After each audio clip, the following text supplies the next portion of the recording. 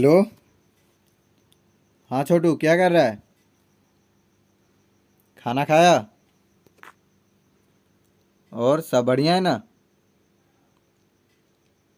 पढ़ाई अच्छा चल रहा है ना? क्या कर रहा है, पढ़ रहा है या? ओ, पढ़ाई पे ज़्यादा ध्यान देना, ठीक है? हाँ, ज़्यादा पढ़ो।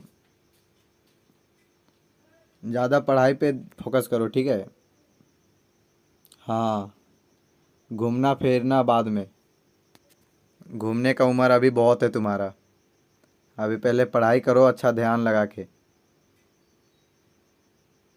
हाँ ठीक है। और कभी कॉल क्यों नहीं करता है? कॉल किया करो। हाँ, हम ही करेंगे कॉल तबे।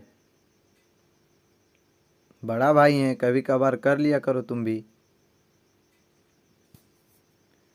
ठीक है, अभी रखते हैं, पढ़ाई पे ज़्यादा ध्यान देना, ठीक है? ठीक है, बाद में कॉल करता हूँ।